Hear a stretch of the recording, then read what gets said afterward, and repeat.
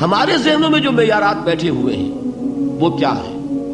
کامیابی پیسے سے ہے، کامیابی جائیداد سے ہے، کامیابی کاروبار سے ہے، کامیابی شہرت سے ہے، کامیابی اقتدار سے ہے.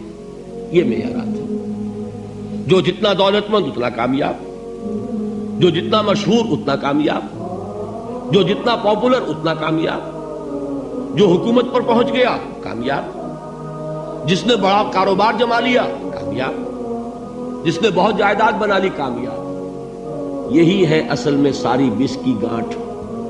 جو تصور کامیابی کا ہوگا اسی کے مطابق آپ کی بھاگ دوڑ ہوگی، اسی کے لیے جد و جہد ہوگی، اسی کے لیے توانائیاں صرف ہوں گی، اسی کے لیے دن رات کی مشقت ہوگی.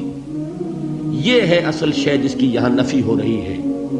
کامیابی دولت سے نہیں، کامیابی شہرت سے نہیں، کامیابی اقتدار اور طاقت اور حکومت سے نہیں، بلکہ کامیابی ہے ایمان سے، عمل صالح سے، تواصی بالحق سے، تواصی بالصبر سے. آپ غور کیجئے اس نقطہ نظر کا، اس ایٹیچیوڈ کا، یہ جو مینٹل ایٹیچیوڈ ہے، اس کا بدل جانا ہی انسانی شخصیت کے اندر انقلاب برپا کرے گا. اب آپ کا نتیجہ کیا نکلا؟ اگر تو دولت سے کامیابی ہوتی تو قارون بہت کامیاب تھا، اگر حکومت سے کامیابی ہوتی تو فرعون اور نمرود بہت کامیاب تھے.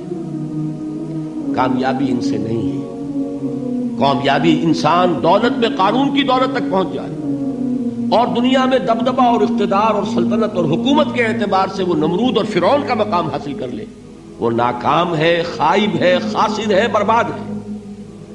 اور ابو ذر غفاری کامیاب ہے، چاہے ان کے پاس کچھ نہیں تھا، جھونپڑی تک نہیں تھی، کوئی گھر نہیں تھا. حضور نے فرمایا ہے اللہ کے کچھ بندے ایسے ہوتے ہیں جو کسی محفل میں جانا چاہیں تو انہیں اجازت نہ ملے، جو کہیں اگر رشتہ کرنا چاہے کوئی ان سے رشتہ کرنے کو تیار نہ، کہیں کوئی سفارش کرنا چاہے تو ان کی کوئی بات ہی نہ سنے.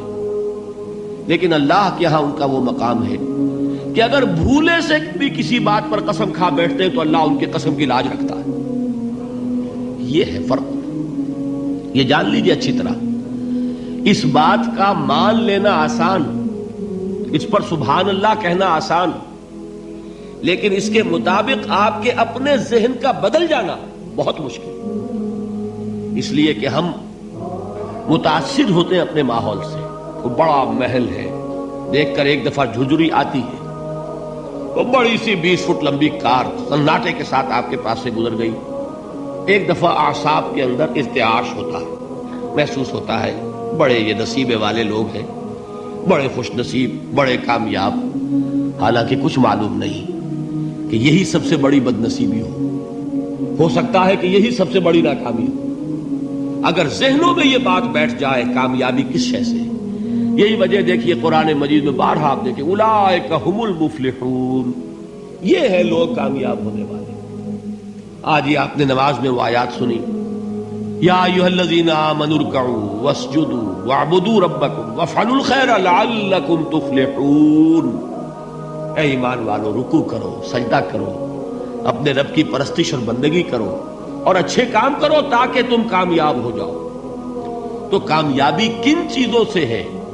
یہ ہے سب سے بڑا سبق. یہ ہمارے دل میں اگر بات بیٹھ جائے، ٹھک جائے، تو زندگی بدل جائے گی.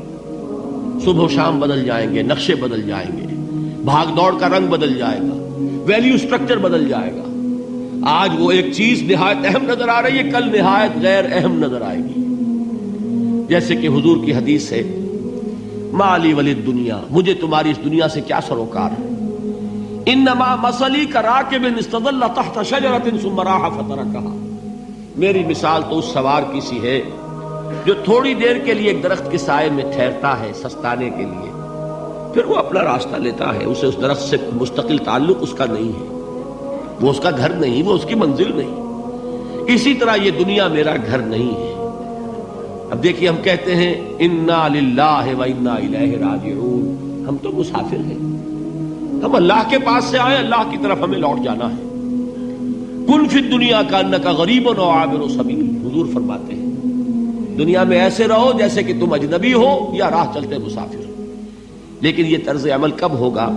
جبکہ یہ آیت ہمارے ذہنوں کے اندر بیٹھ گئی ہو. والعصر ان الانسان لفی خسر الا الذین آمنوا وعملوا الصالحات وتواصوا بالحق وتواصوا بالصبر. یہ ہے اصل بات جو میں نے عرض کیا تھا کہ میں بتاؤں گا صحابہ کیوں ایک دوسرے کو یاد دلاتے تھے. اس لیے کہ دیکھیے جیسے برف باری اگر ہو رہی ہو، آپ باہر نکلیں گے تو برف آپ کے کپڑوں پر جم جاتی ہے نا، تو آپ جھٹکتے ہیں کپڑوں کو تاکہ برف ہٹ جائے.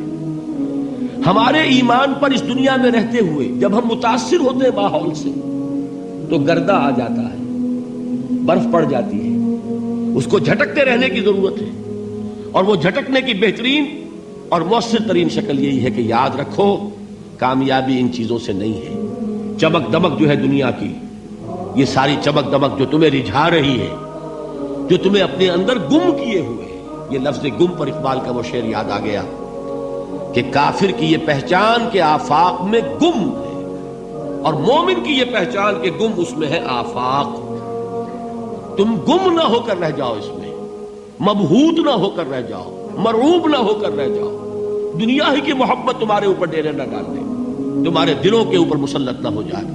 لہذا تازہ کرتے رہا کرو والعصر ان الانسان لفی خسر الا الذین آمنوا وعملوا الصالحات وتواصوا بالحق وتواصوا بالصبر. پھر یاد کر لو، پھر تازہ کر لو اپنے اس یقین کو کہ کامیابی دولت سے نہیں، کامیابی ثروت سے نہیں، کامیابی اقتدار سے نہیں، کامیابی شہرت سے نہیں، کامیابی جائیداد سے نہیں. کامیابی ہے ایمان سے، کامیابی ہے عمل صالح سے، کامیابی ہے تواصی بالحق سے، کامیابی ہے تواصی بالصبر سے.